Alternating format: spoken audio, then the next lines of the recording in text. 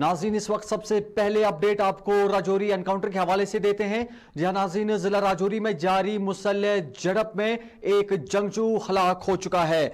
नाज़रीन, एक पुलिस एहलकार ने बताया है कि जंगजू की मौजूदगी से मुतल्लिक पुलिस को मुसद्दिका इतला मिली, जिसके बाद इलाके को घेरे में ले लिया गया और तलाशी कार्रवाई भी शुरू की गई। इसी दौरान जो ही हिफाजती अमला ने मुश्तबे मकाम की ओर रुजू किया तो मिलिटेंटों ने अमले पर गोलियां चलाई, जिसके नतीजे में तरफैन के माबैन मुसल्लह झड़प शुरू हुई। आखिरी इतला मिलने तक यहां जंगजू मुखालिफ कार्रवाई जारी थी। ताहम यहां पर एक बड़े अपडेट के हवाले से आपको आगाह कराते चलें कि राजौरी के बहरूत बुद्धल इलाके में जो इस वक्त मुसल्लह तसादुम जारी है, जो हिफाजती अमले और जंगजू के दरमियान जो झड़प इस वक्त जारी है, उस झड़प के दौरान एक जंगजू के मारे जाने की खबर मौसूल हुई है। नाज़रीन, जनूबी कश्मीर जिला कुलगाम के सामनो इलाके में जारी तसादुम आराई में 2 लश्कर तैयबा के जंगजू मारे गए हैं। नाज़रीन, 2 मजीद यहाँ पर जंगजू जो है जो लश्कर तैयबा से वाबस्ता थे वो मारे जा चुके हैं, जिसके बाद हलाकतों की कुल तादाद 5 हो गई है। जी हाँ नाज़रीन, जनूबी कश्मीर के कुलगाम जिले के सामनो इलाके में होने वाली मुसल्लह तसादुम में लश्कर तैयबा के मजीद 2 जंगजू मारे गए हैं, जिसके बाद हलाकतों की तादाद यहाँ पर 5 पहुंच गई है। एक सीनियर एहलकार ने बताया है कि तसादुम की जगह के करीब से मजीद 2 अस्करियत पसंदों की लाशें मिली है, जिससे मरने वालों की तादाद 5 हो गई। ताहम इनकी शिनाख्त का भी पता नहीं चल सका है और तलाशी अभी भी जारी है। बता दें कि गुज़श्ता रोज पुलिस और फौज की मुश्तरका टीम ने इलाके को घेरे में लेकर तलाशी ऑपरेशन शुरू किया। जैसे ही फोर्सेस की मुश्तरका टीम मुश्तबे मकाम पर पहुंची, छिपे हुए अस्करियत पसंदों ने मुश्तरका टीम पर फायरिंग की, जिस पर जवाबी कार्रवाई की गई, जिससे फायरिंग का तबादला शुरू हुआ। फिलहाल आपको यह अपडेट बताते चलें कि जनूबी कश्मीर के कुलगाम जिले के सामने इलाके में जारी मुसल्लह तसादुम में लश्कर तैयबा के मजीद 2 जंगजू मारे गए हैं, जिसके बाद हलाकतों की तादाद 5 हो गई है। Inputs was generated due to the collaborative teamwork of JKP and the Indian Army over a sustained period of time in Kulgaon districts, wherein presence of 5 terrorists were reported in the area of village Samnu in Kulgaon district. Based on the specific intelligence, a joint operation was launched by troops of 34 RR, 9 Para SF, JKP and 18th Battalion, the CRPF Battalion, on 16th November at 1200 hours. The cordon was established with speed and stealth, and while the search was in progress, the terrorists hiding in the target house opened fire on own troops, and the contact was established at 1600 hours. Own troops, ensuring safety of the civilians in the vicinity, evacuated them to safety and carried out a deliberate operation which lasted for over 24 hours. The operation has resulted in neutralization of 5 hardcore Lashkar-e-Toiba Tanzim and huge cache of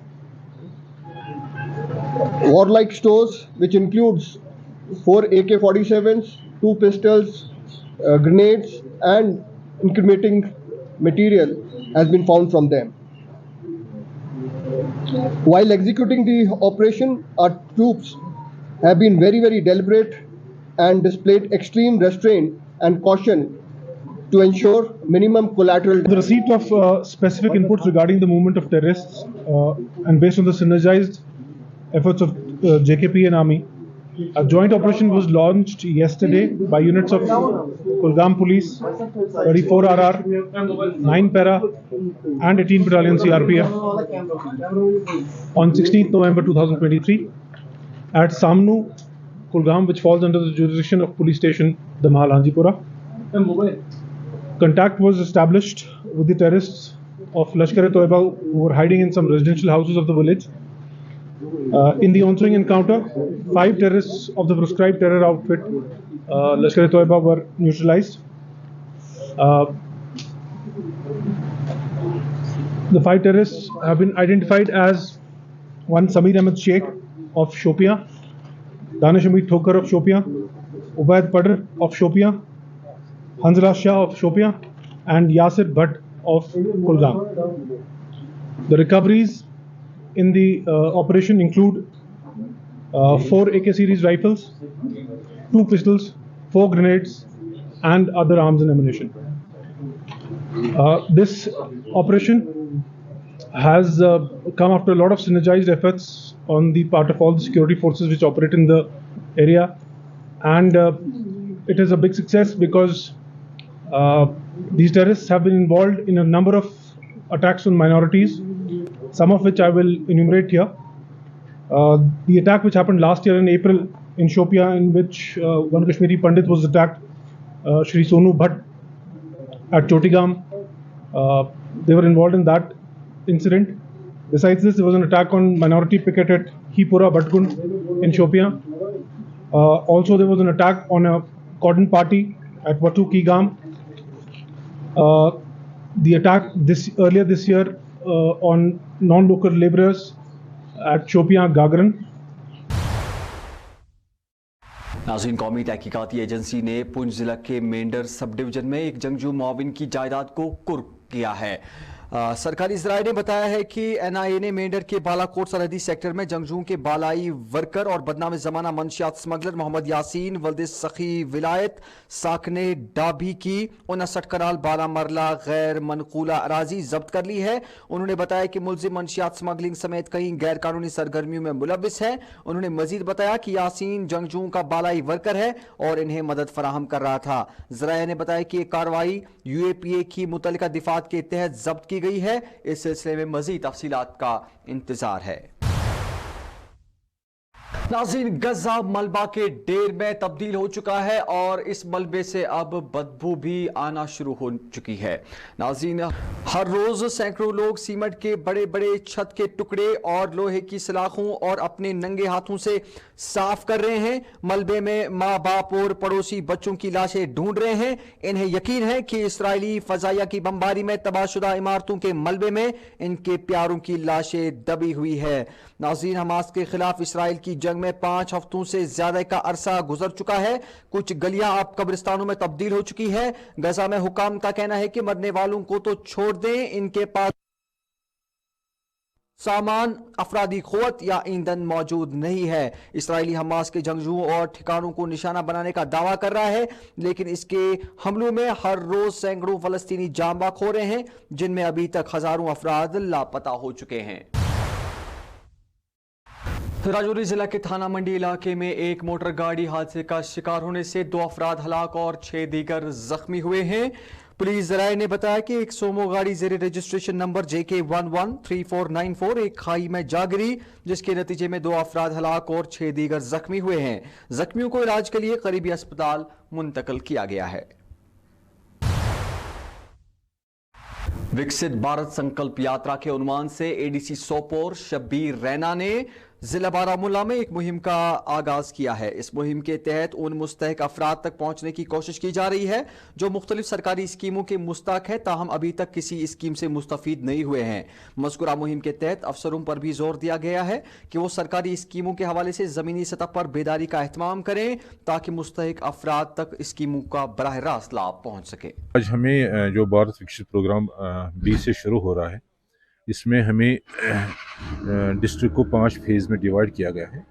and सबसे पहला phase जो है वो हमारा सब सोपोर आ रहा है, जहाँ पे हम 20 से लेकर 23 तक 4 दिन का प्रोग्राम रहेगा। हर पंचायत पे हर डिपार्टमेंट के लोग जाएंगे एंड ये वहाँ पर जितने भी उनने आज तक अचीवमेंट्स की है या एग्जीक्यूशन की हुई है या अंडर गोइंग है या प्लान है, वहाँ लोगों को बता दें। लोगों में एक डिसमिनेशन जाएगी, मैसेज जाएगी कि सरकार ने क्या किया है, सरकार क्या करना चाहती है, सरकार के पास क्या क्या प्रोग्राम है, ताकि उनको भी अवेयर किया जाए। साथ ही साथ ये भी है कि कई ऐसे लोग ज़रूर हैं जिन्होंने कोई अच्छा उनको फ़ायदा आया होगा किसी भी स्कीम से। क्या उस स्कीम से वाकई उनको फ़ायदा आया है, क्या इम्पैक्ट पड़ा है। सपोज़ किसी को घर नहीं है, उसको अंडर PMAY के तहत उसको घर मिला है, क्या उसको वाकई फ़ायदा है। इसी तरह किसी ने गाय 2 लिए हैं, किसी ने शीप ले आए हैं, किसी को और कुछ किसी हॉर्टिकल्चर एग्रीकल्चर दूसरे डिपार्टमेंट से किसी रोज़गार के लिहाज से किसी स्कीम से फ़ायदा हुआ है, ताकि उन लोगों से भी मिले, उनसे एक रिपोर्ट ले लें कि क्या फ़ायदा हुआ है ऐसे स्कीम से। इससे गर्ज यही है कि जो बाकी लोग भी सामने आ जाएं, उनको भी ये एक प्लेटफॉर्म मिल सकता है, वो भी आकर इन स्कीम को फ़ायदा उठा सकते हैं। यही है, ये एडमिटेड फैक्ट है। जितनी हमें बिजली रिक्वायरमेंट है उतनी सप्लाई नहीं हो रहा है, ये सही है। बट हम यहाँ पे जिस लेवल पे हैं, हमें अभी इससे मैं बात कर रहा था आपसे पहले, ये हमारे एसटीडी देख रहे हैं, ट्रांसमिशन डिवीज़न के हेड हैं ये। इससे पहले मैंने जो मेंटेनेंस का हेड हमारा सोपोर से बात की है, हम इनको ऑफ एंड ऑन इनसे यही करते हैं कि जितना हमारी सप्लाई मिल रही है ये कंज्यूमर तक पहुंचना चाहिए। इसमें बीच में कहीं ट्रिपिंग या बीच में कहीं अननेसेसरी फॉल्ट वगैरह नहीं आना चाहिए। लेकिन पीछे से सप्लाईज कम आ रही हैं, क्योंकि ये सप्लाईज कम है ओवरऑल, जो मेरी इंफॉर्मेशन है पूरे JNK को कम है, एंड टेकअप किया जा रहा है हायर लेवल पे कि शायद और हमें सप्लाई मिलेगी, एंड जितना ऊपर से सप्लाई मिलेगी उसका इम्पैक्ट हमें यहाँ सोपोर सब डिस्ट्रिक्ट में मिलेगा। लेकिन तब तक मुझे लग रहा है कमी है, महसूस हमें भी हो रही है, लेकिन उम्मीद है इंशाल्लाह कि और भी सप्लाई आ जाए। नाज़रीन, चाडोरा सुरस्यार शहरा की खस्ताहाली से गोंड जुहामा चाडोरा के मकामी लोग काफ़ी परेशान हैं। मकामी लोगों के मुताबिक 13 किलोमीटर मसाफत वाली चाडोरा सुरस्यार शहरा एक बड़े अरसे से खस्ताहाली का शिकार है और सरकार इसकी मरम्मत के लिए कोई कारगर पहल नहीं कर रही। मकामी लोगों ने बताया है कि खस्ताहाल सड़क से गुजरना बुजुर्गों और बीमारों के लिए बायस परेशानी है। ताहम मुतल्लिका महकमे के एग्जीक्यूटिव इंजीनियर ने बताया कि सड़क पर तामीरी काम को आने वाले चंद दिनों में ही शुरू किया जाएगा।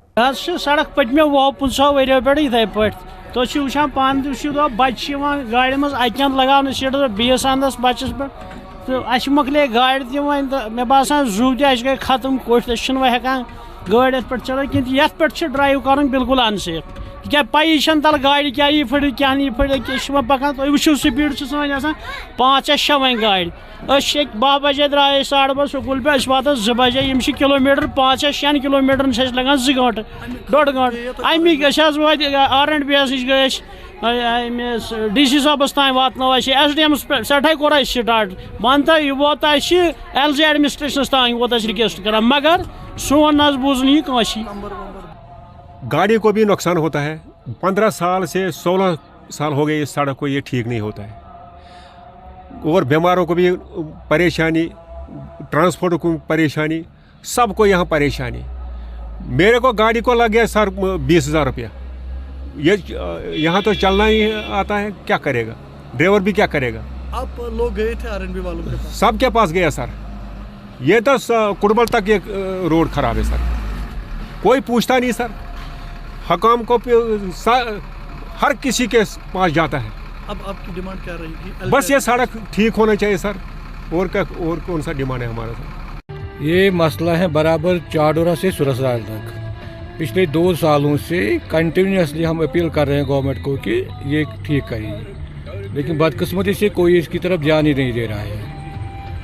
PHE वाले R&B को कोस रहे हैं और R&B वाले PHE को कोस रहे हैं, और हम बहुत सफ़र कर रहे हैं। बाकी अब लास्ट में आपकी गुजारिश क्या रही? यही है गुजारिश गवर्नमेंट से और कंसर्न डिपार्टमेंट PHE और R&B से कि कम से कम मेहरबानी करके इसको पैचिंग वर्क कर दीजिए। हमारी गाड़ियाँ ख़राब हो गई है, बहुत सारे एक्सीडेंट्स हो गए हैं, मेहरबानी करिए। अभी तक की खबरों में फिलहाल इतना ही। आप ब्रेकिंग अपडेट्स के लिए बने रहिए हमारे ट्रांसमिशन के साथ। इजाज़त चाहेंगे, आदाब।